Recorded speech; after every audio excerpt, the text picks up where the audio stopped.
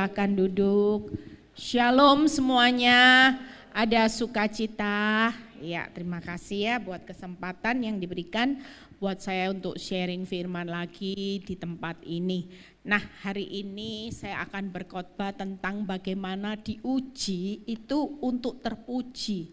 Nah, hari ini kita mau belajar diuji menjadi terpuji. Saudara jangan pernah putus asa saat diuji, karena tadi pagi saya bangun, saya buka ayat ini.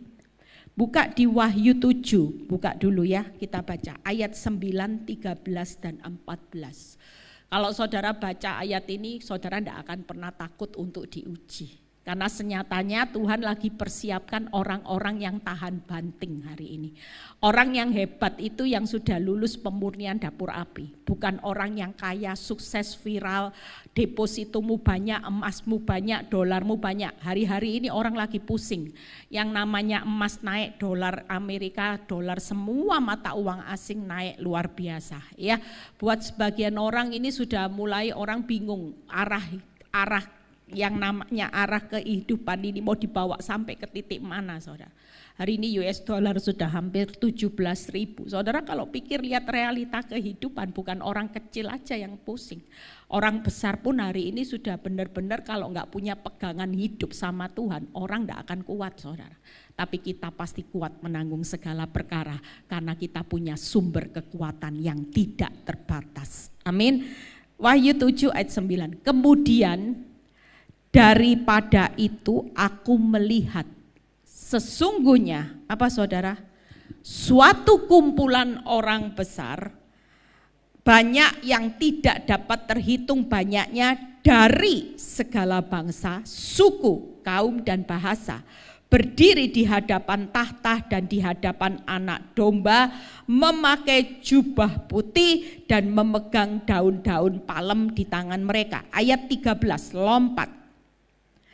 Dan seorang dari antara tua-tua itu berkata kepadaku, siapakah mereka yang memakai jubah itu dan dari manakah mereka datang? Ini ayat 14 yang perlu kita garis bawahi. Maka katanya kepadaku, tuanku, Tuan mengetahuinya. Lalu ia berkata kepadaku, mereka ini adalah apa saudara? Orang-orang yang keluar dari apa? Kebahagiaan besar, kesusahan besar, berikutnya, dan mereka telah mencuci jubah mereka dan membuatnya putih di dalam darah anak domba. Jadi sekali lagi nggak ada orang yang hari ini mau jadi orang yang pilihannya Tuhan, pujiannya Tuhan, tidak melewati kesusahan besar.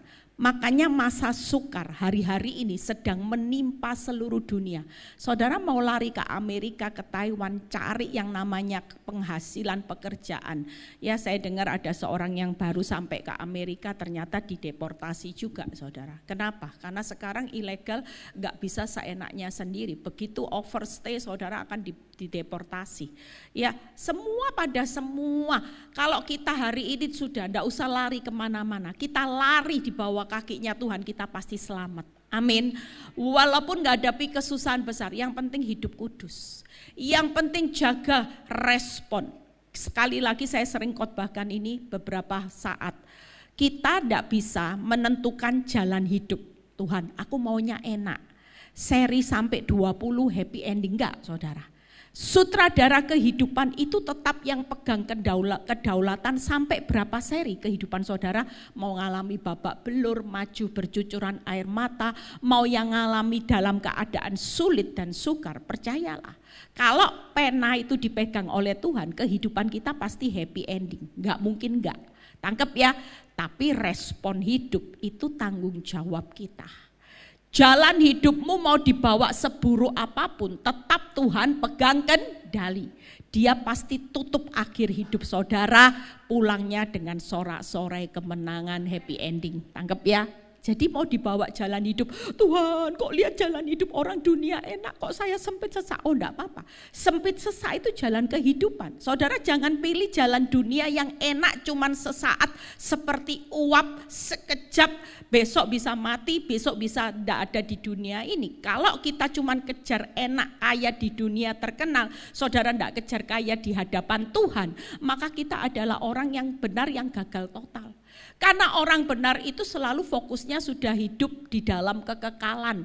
Yang di sini ini waktunya kita bekerja memberi buah, nabur buahnya yang benar. Respon benar itu tanggung jawab kita. Bangkrut, responmu apa? Jangan korupsi. Waktu suamimu selingkuh, responmu apa? Setia aja sama satu suami, nggak usah cari suaminya tetangga, suaminya teman yang lebih baik, yang saudara pikir ini bisa memberikan kebahagiaan. Enggak, memang kebahagiaannya bisa sesaat, tapi nanti bayar harganya mahal. Nah, kita lihat berikutnya, Yohanes 15, saya banyak buka firman ya, supaya nanti saudara pulang dari tempat ini, semua rema itu sudah ada. Menghadapi sesuatu kalau sudah punya mindset yang benar, arah hidupmu sudah tahu jelas kemana, saudara akan punya sikap yang tidak pernah takut hadapi ujian.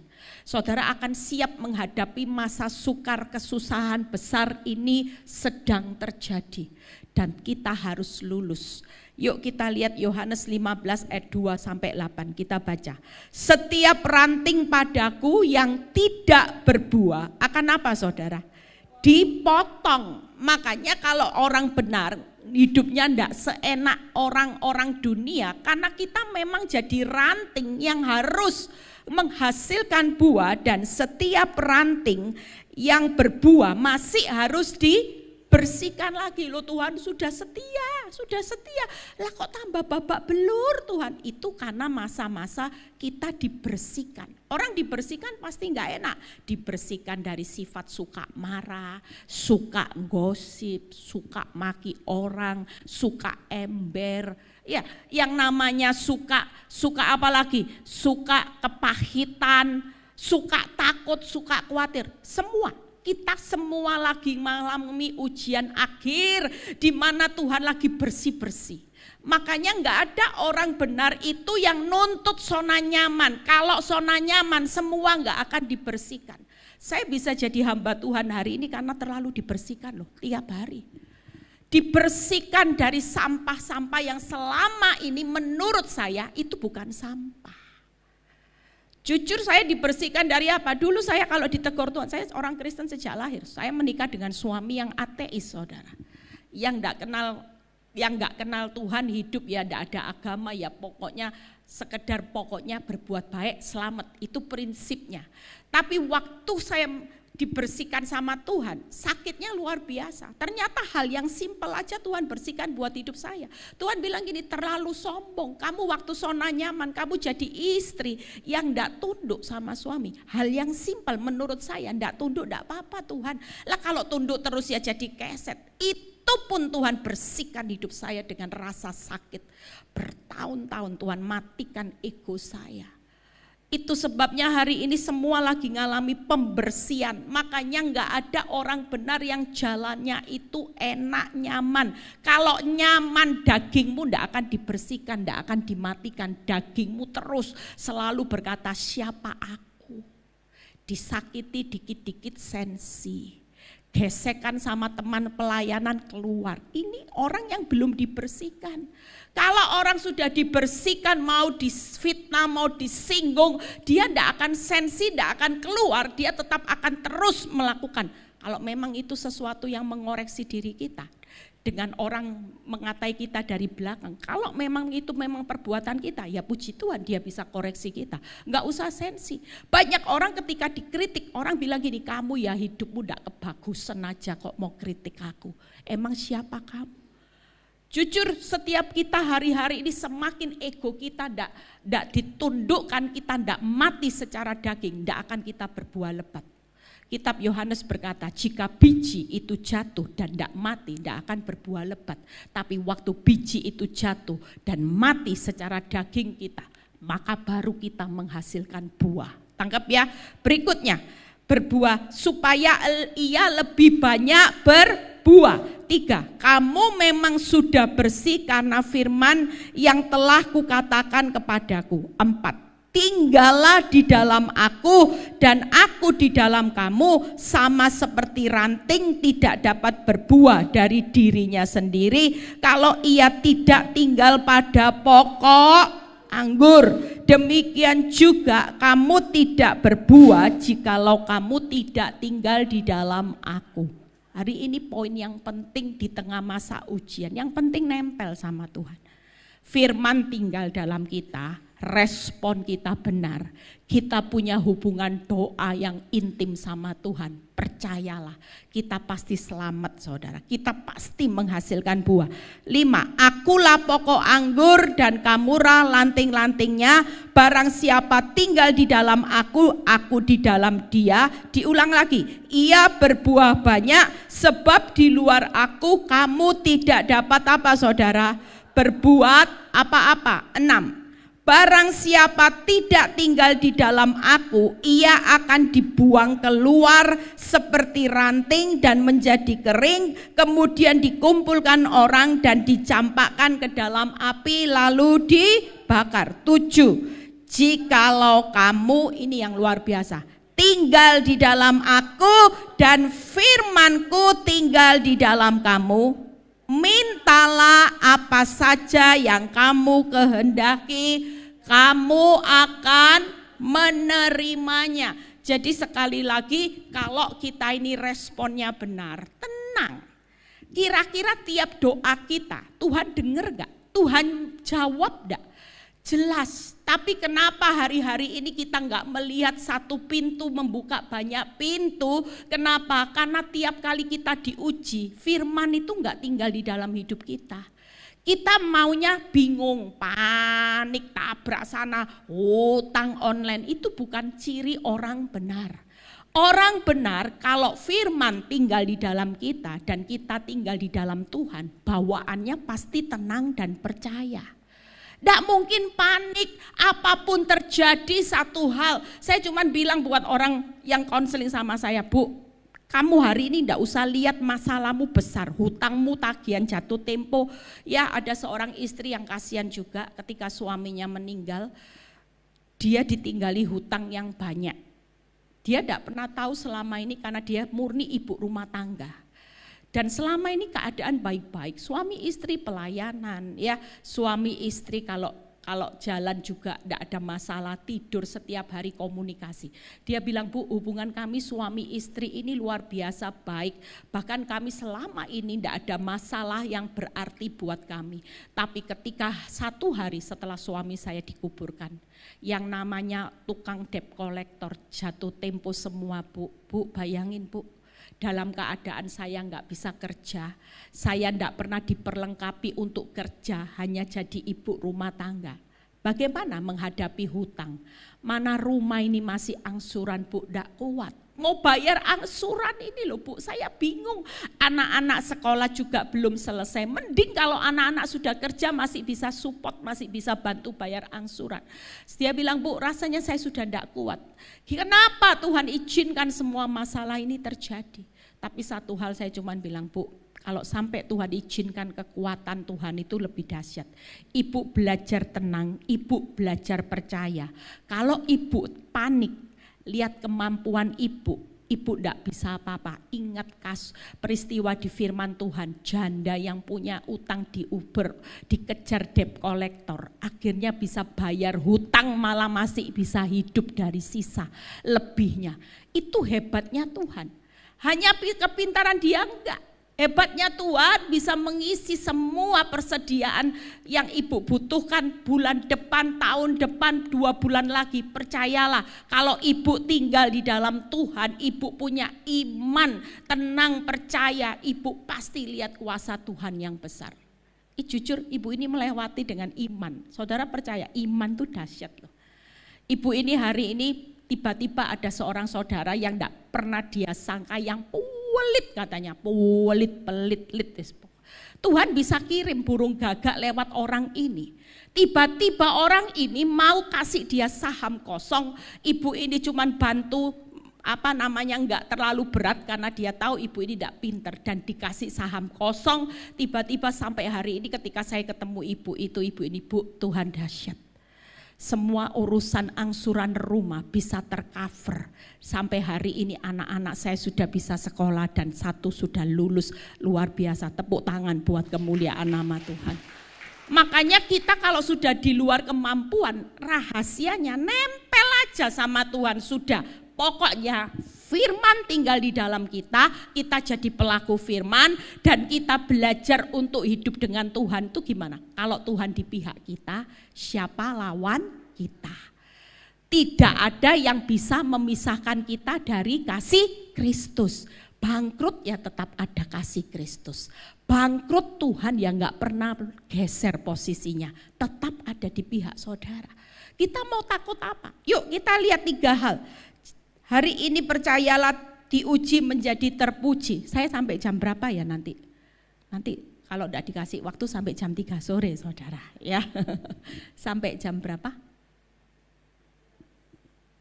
Bisa sampai 11:30. Oh oke, masih banyak waktu. 3 hal. Berbuah lebih banyak atau lebat dan memuliakan Tuhan sebagai muridnya. Karena di ayat 8 berkata, dalam hal inilah Bapakku dipermuliakan, yaitu jika kamu berbuat banyak, dengan demikian kamu adalah murid-muridku. Yang kedua, diuji itu menjadi terpuji karena samping tujuan Tuhan kita berbuah lebih banyak, lebih lebat, jadi murid Kristus, kita dibuat makin kuat.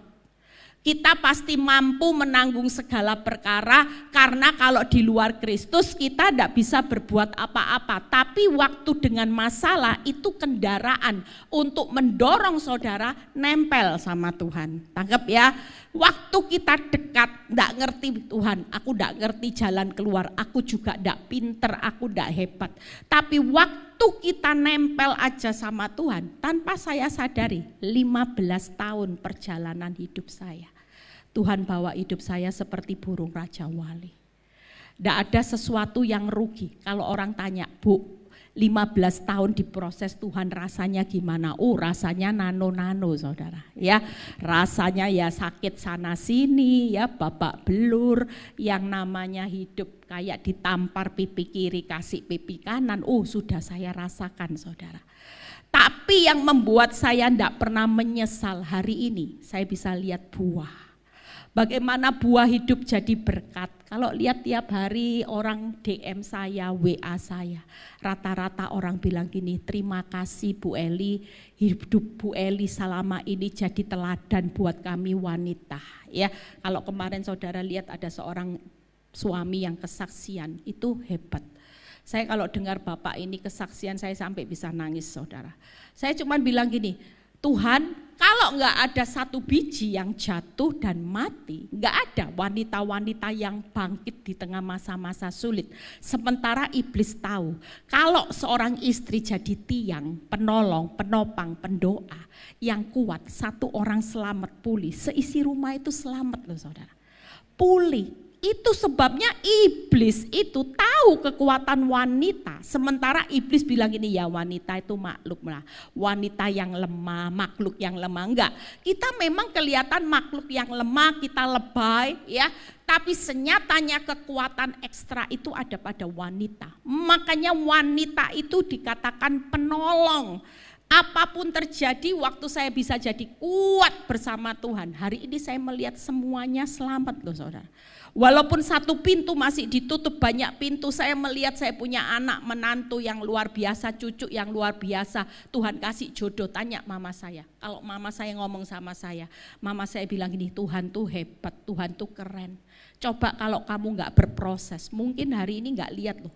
Mantu-mantu yang baik-baik, yang benar-benar gak usah diseleksi, tapi Tuhan sediakan. Semua yang terbaik saudara. Tahun depan saya menikahkan lagi anak saya 1. Tuhan kasih. Dan orang tidak bisa mendakwa hidup saya dalam masalah bonyok. Tapi sesuatu buahnya yang saya bisa lihat.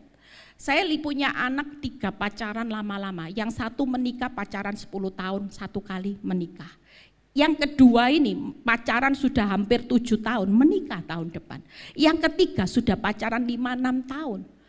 Saya percaya kalau bukan karena Tuhan ngukur kesetiaan saya, kira-kira anak-anak bisa setia enggak? Kenapa anak saya bilang gini, mah kita semua itu ikut teladannya mami, kita jadi anak-anak setia.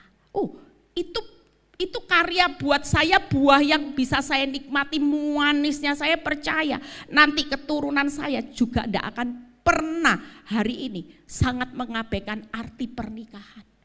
Karena ketika saya memberikan teladan, nikah itu sampai maut, sudah titik. Walaupun menikah 1-2 hari ada masalah, tetap belajarlah setia. Karena kalau kita setia pasti buah di depan itu yang kamu nikmati itu luar biasa. Dan itu sudah saya alami saudara. Makanya hari ini gak usah takut, ibu-ibu yang mau punya anak ya, yang mau menikah, sudah katakan sekali menikah itu urusannya mau ya. Banyak orang tua juga salah, karena saya juga punya seorang kenalan ketika anaknya menikah dan ketika suaminya error, mamanya malah dukung untuk cerai. Nah ini gak boleh. Sekali lagi kita harus ada di jalannya Tuhan. Kalaupun ada masalah tetap katakan jangan bercerai. Bertahan sampai waktunya Tuhan. Kalau waktunya Tuhan semuanya pasti dipulihkan indah pada waktunya. Amin. Yang ketiga, apa yang kita kehendaki kita menerimanya, itu hasilnya. Nah kita lihat satu persatu. Bagaimana kalau kita berbuah lebih banyak atau lebih lebat? Saudara baca Mazmur 66 ayat 10-12. Kalau kita mau diuji menjadi terpuji dan kita mau berbuah lebih banyak, kita baca ayatnya. Sebab engkau telah menguji kami ya Allah, telah memurnikan kami seperti orang memurnikan apa saudara? Perak. Engkau telah membawa kami ke dalam jaring. Tuhan itu lagi uji memurnikan saudara dan saya. Apa yang Tuhan lakukan? Tuhan bawa kami dalam jaring, mengenakan beban pada pinggang kami. Ada beban. Jaring tuh kayak masalah yang puter ndak selesai dulu. Orang masuk jaring tuh gimana saudara? Rasanya masalah kok ndak ada jalan keluarnya Tuhan. Putar-putar nggak apa-apa, jalani aja. Karena kita lagi diuji dan dimurnikan. Berikutnya, engkau telah membiarkan orang-orang melintasi kepala kami. Kami telah menempuh api dan air. Nah ini luar biasanya. Tetapi apa saudara? Tuhan malah mengeluarkan kami sehingga bebas. Tidak ada ujian yang tidak ada kata bebas saudara. Tapi bukan kekuatan kita. Tuhan nanti yang akan membebaskan saudara. Ketika kita hari ini diproses untuk berbuah lebat, lewat apa? Buka 3 hal. Nah ini. Makanya kalau punya masalah yang tidak kunjung selesai, jangan mikir Tuhan jahat. Tidak usah marah sama suamimu, mertuamu yang sampai hari ini masih melakukan sesuatu yang menyakitkan. Ini cuman alat buat Tuhan poles. Dipoles, dibersihkan supaya kita berbuahnya lebih banyak, lebih lebat. Kita siap jadi murid-murid Kristus.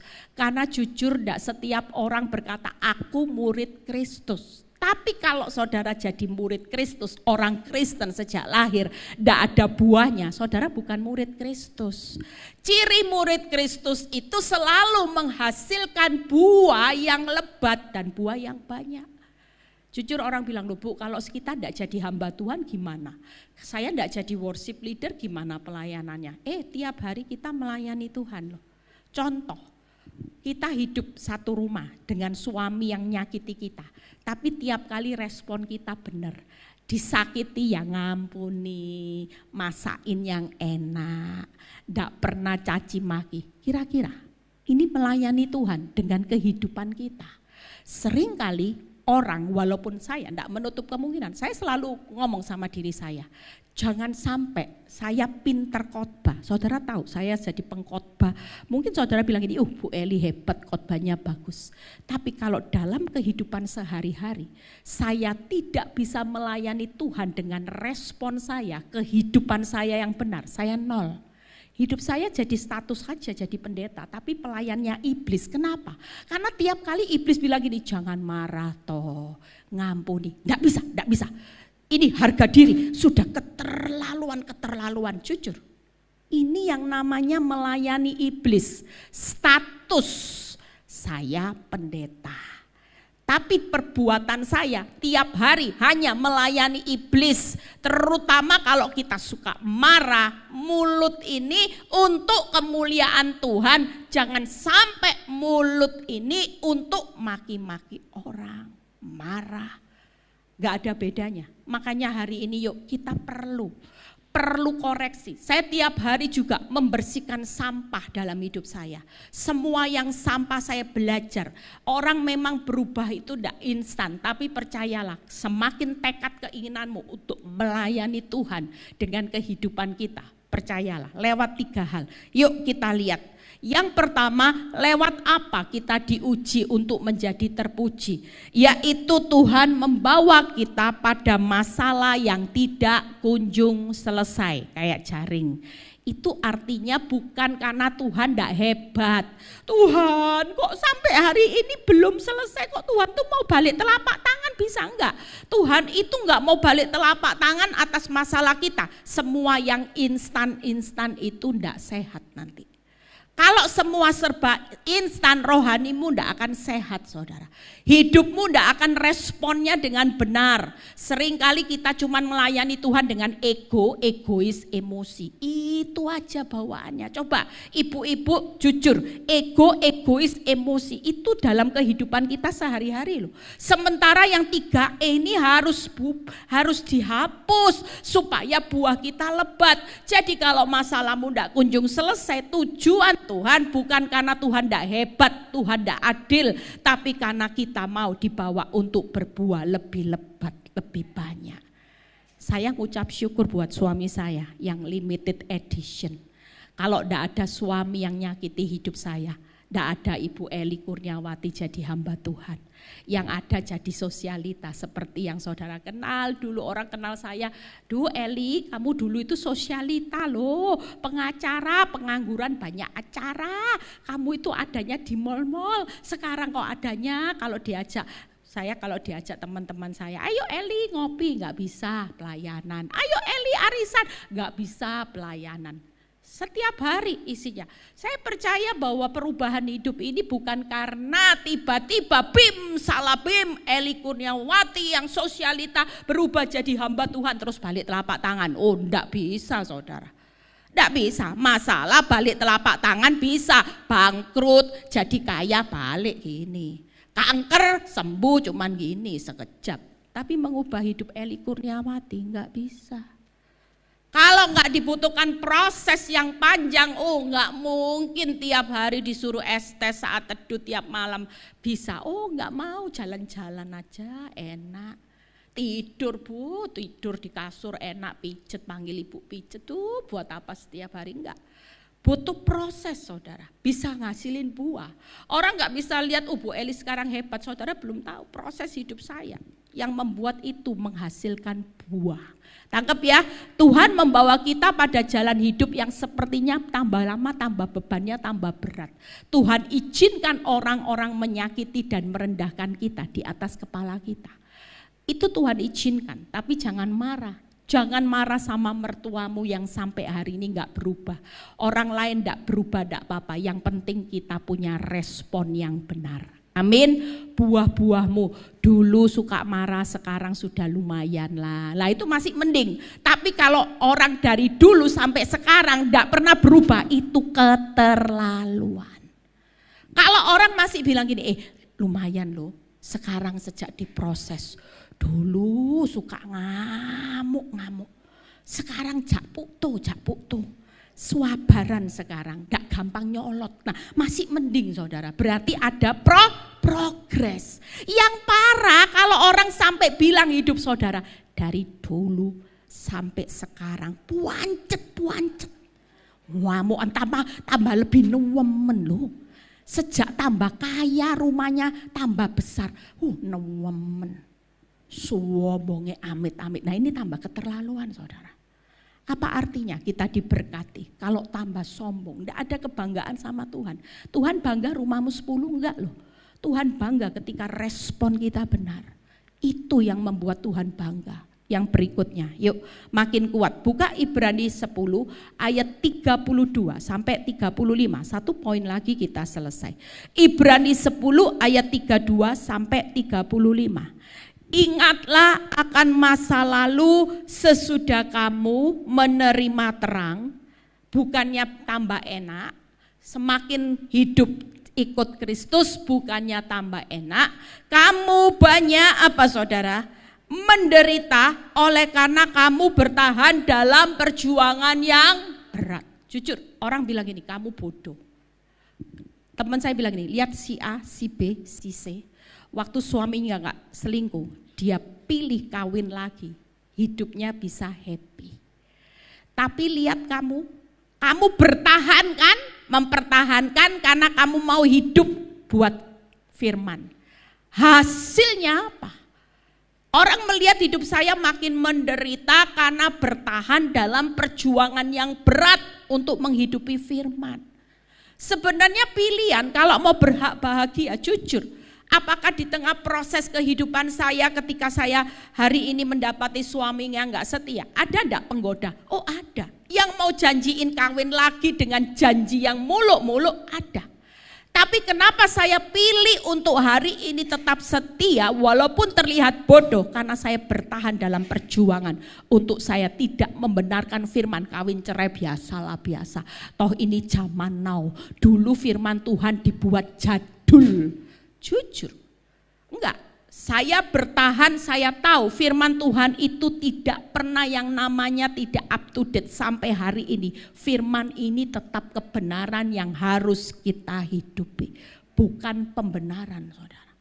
Makanya saya bertahan dalam perjuangan yang berat. Berikutnya, baik waktu kamu dijadikan tontonan oleh cercaan dan penderitaan, waktu kamu tetap mengambil bagian dalam penderitaan mereka yang diperlakukan sedemikian. 34. Memang kamu telah turut mengambil bagian dalam penderitaan orang-orang hukuman. Ketika harta kamu dirampas, kamu menerima hal itu dengan sukacita sebab kamu tahu bahwa kamu memiliki harta yang lebih baik dan lebih menetap sifatnya. Sebab itu janganlah melepaskan kepercayaanmu karena besar upah yang menantikan. Jujur kalau lihat hasil bonyok semua. Tapi kalau saya lihat firman Tuhan, saya tahu saya lagi diuji untuk menjadi terpuji yang dibuat makin kuat. Saya lagi menantikan harta yang jauh lebih besar, yang jauh lebih menetap, upah yang jauh lebih besar, itu jauh lebih keren. Karena kalau Tuhan menyediakan, wow. Amin saudara.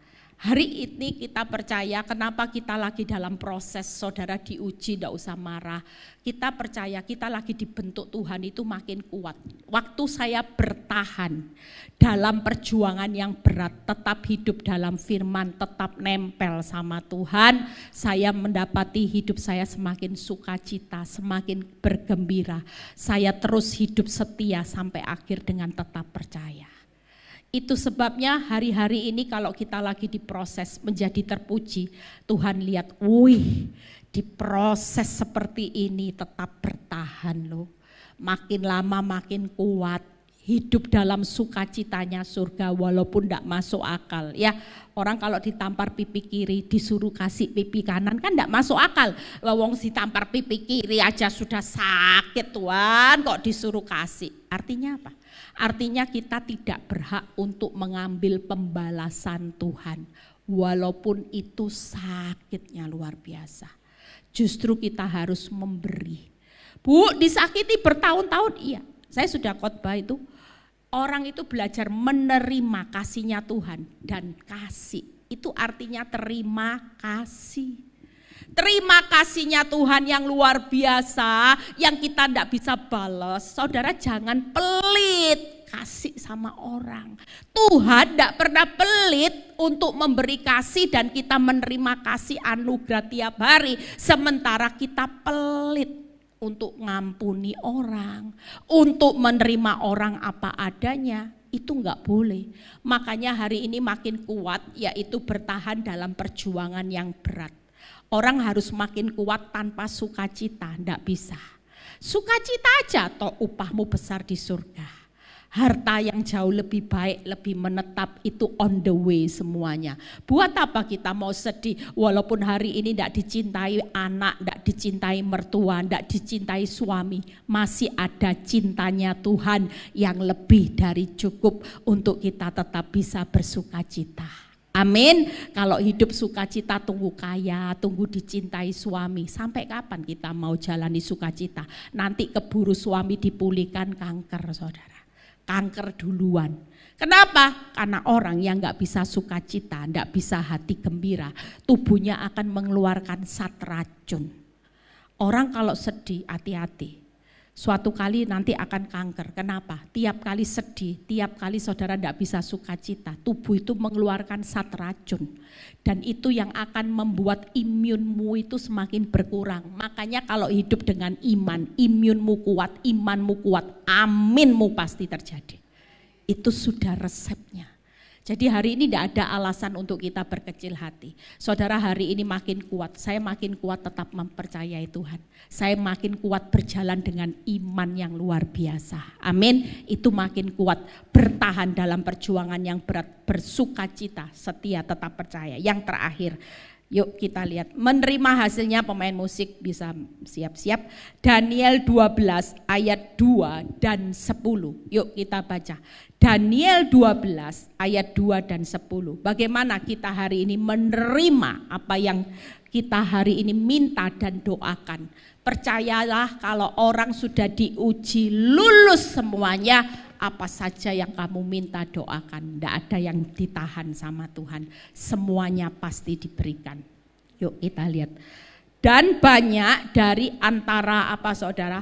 Orang yang telah tidur di dalam debu tanah, ini orang yang sudah mati, akan bangun sebagian untuk mendapat hidup kekal. Sebagian untuk mengalami kehinaan dan kengerian kekal. Sampai di sini hidup adalah pilihan. Tapi pastikan saudara dan saya jangan sampai di dunia kejar enak-enak. Ada jalan yang disangkanya lurus, tapi ujung-ujungnya saudara nanti akan yang namanya kehinaan, kengerian kekal.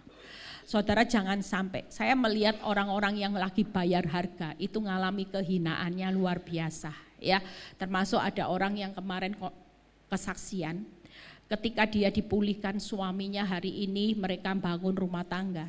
Dan saya tanya gimana wanita ini? Ibu tahu kenapa suami saya bisa meninggalkan wanita ini? Karena wanita ini yang kabur Bu Eli, tidak jelas kemana karena dia takut.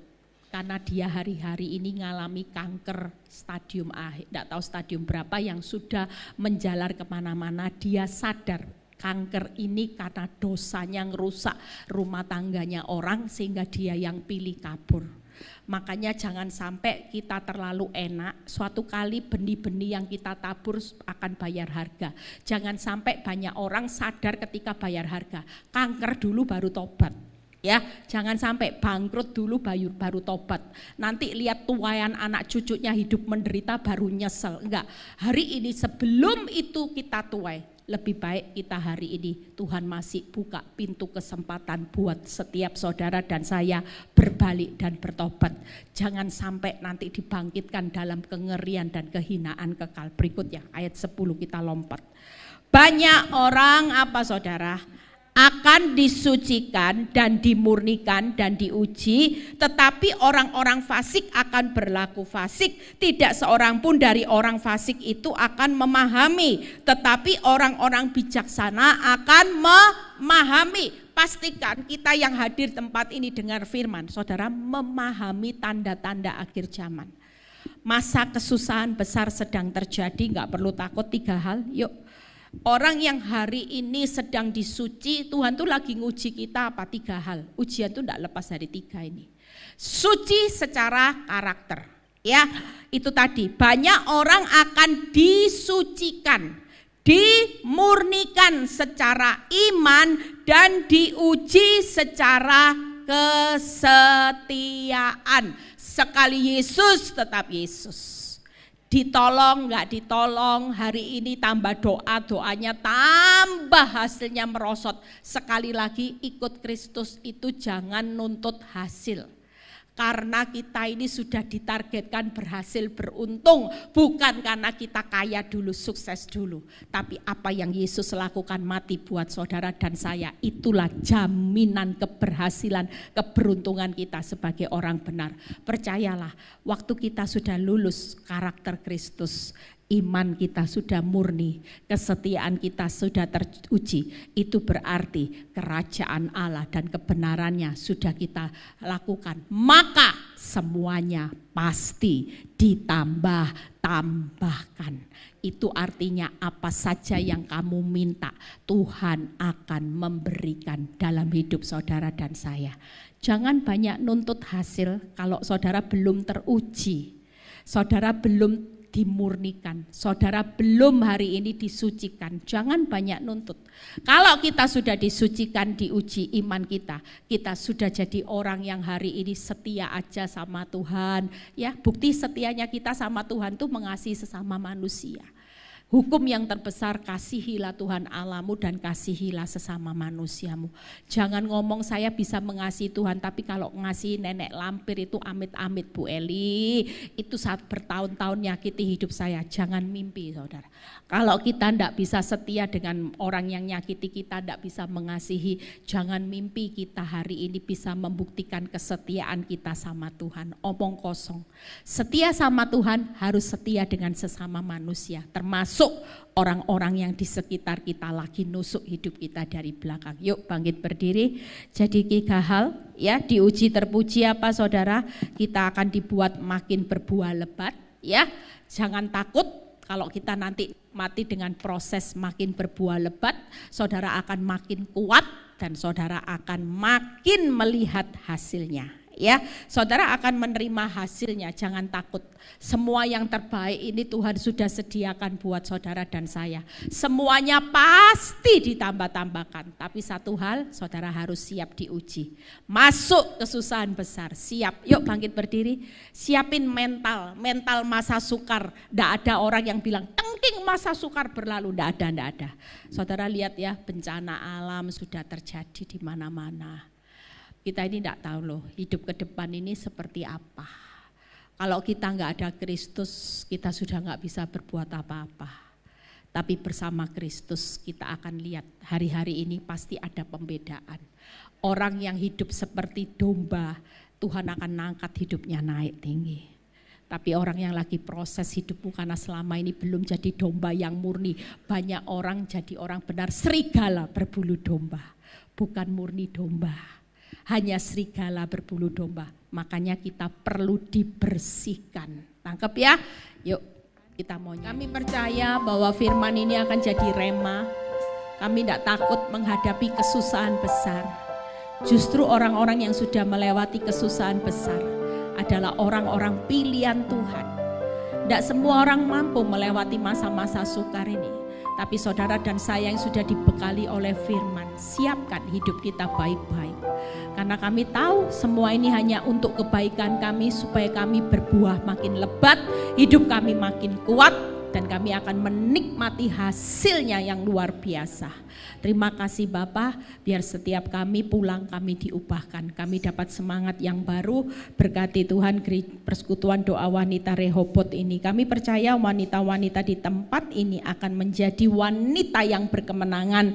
Kami tidak akan takut menghadapi badai, tantangan, persoalan, masalah. Kami akan hadapi dengan kekuatan Tuhan. Ketika kami bersama Tuhan, kami pasti sanggup menanggung segala perkara. Berkati Bapak Luki, Ibu Helmi dalam penggembalaannya. Tuhan berikan hikmat pewahyuan, Tuhan kirimkan jiwa-jiwa yang luar biasa yang haus lapar akan kebenaran untuk ada di tempat ini. Terima kasih Bapak, berkati setiap kami yang sudah melayani Tuhan siang ini, jeripaya mereka tidak pernah sia-sia. Terpuji namamu Bapa, di dalam nama Tuhan Yesus yang percaya berkata.